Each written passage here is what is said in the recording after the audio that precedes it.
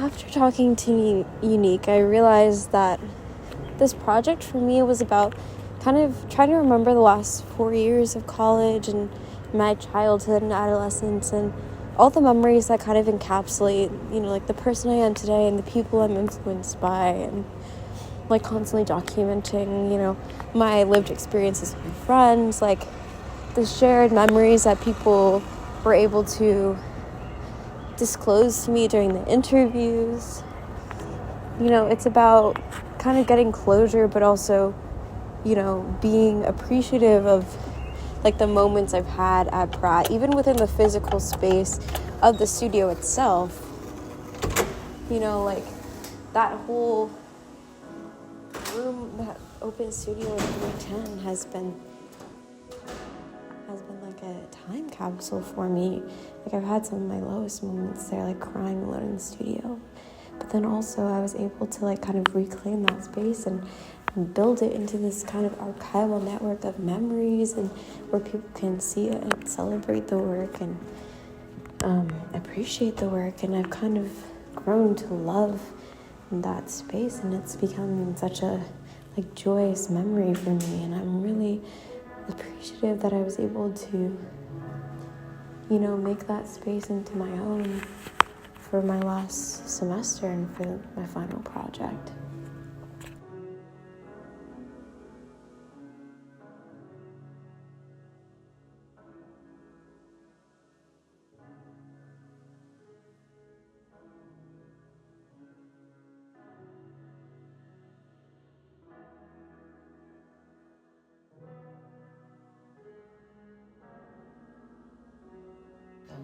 Giving it to me, and I cherish the item forever. And it can also just like allow me to like reframe things and like compartmentalize in a way.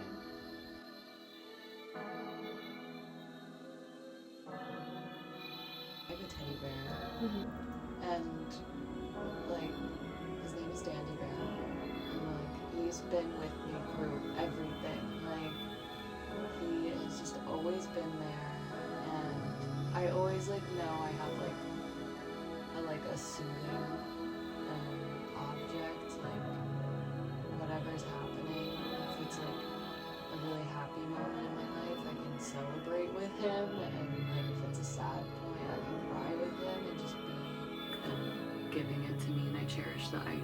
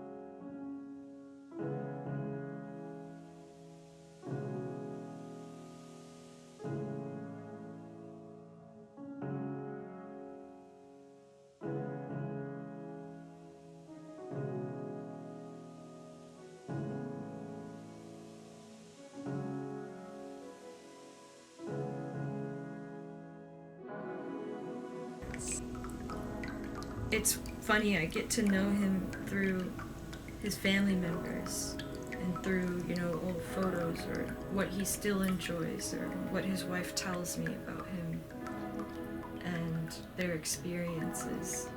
So it's like these little vignettes, like collecting these little pieces and trying to piece it all together all the pieces that make up this person that I've spent so much time with, that I do feel so close to.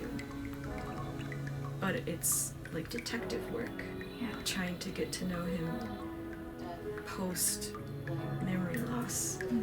And as time goes by, his memory gets worse, and certain topics become taboo because they are triggering, and in the caretaking world, like, you don't want to trigger your patient and make them anxious, and that only exacerbates the symptoms and makes them worse, and that the memory of them goes away, or that they really go away. We don't really know what happens. But it was like reassuring to hear him speak about death that way, and it made me think that when I'm older, in my 70s, like, perhaps I'll be calling on the subject. I hope I can reach a point like that too, where it's like more of a neutrality, where it's like it happens. Yeah, like his mom died, and he was like, it's okay, it happens. You know, like, this is a part of life. You can't have life without death. Which will happen with time, and it's like scary, but it's not. Maybe it's scary because like we're not processing it and seeing with you that experience and how it's just a different way of living life. It's not that just, yes, it's different. it's like yeah. I think that if we confront it and experience it secondhand, like if you engage with your loved ones with memory loss, or maybe they're just older and slowing down, it's less scary when you are there, I would think. I think so. My dad so calmly talked about death. He was like, I'm not afraid of dying, and we talked about it a little bit, and he was like, he's 75, and he was like, I've seen a lot of people die, and I've loved a lot of people who've passed away, and at some point in your life, it just gets less hard. It gets easier to wrap your head around the passage of time, and you feel less anxious about it and more at peace with the fact that some people will pass before you, and it doesn't mean that the memory of them goes away, or that they really go away. We don't really know what happens. But it was like reassuring to hear him speak about death that way, and it made me think that when I'm older, in my 70s, like, perhaps I'll be calm around the subject.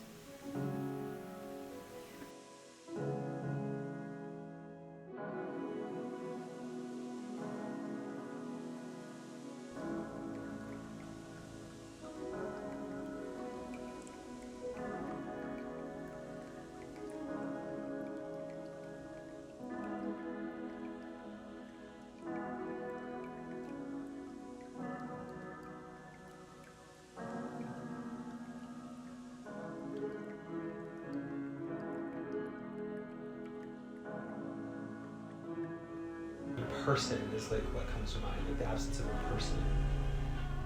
Because as my time moves forward, it gets strange to like have my past filled with more people I love than my present. I've like never been there. And then my future, I can only hope it becomes more again. And people who loved me, they're gone.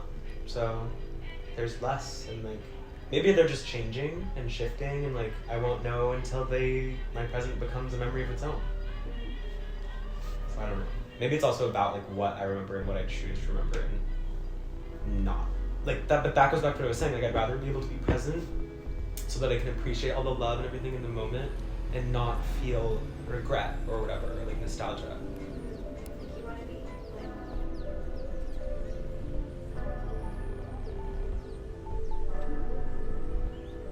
Can you like walk over to the tree and like lean against Day or something.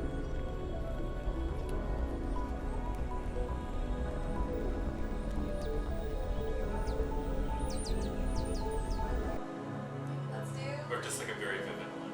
very good. Okay. Or maybe a bad one, and like see what you can piece together. Yeah, okay. Who is this being shown to?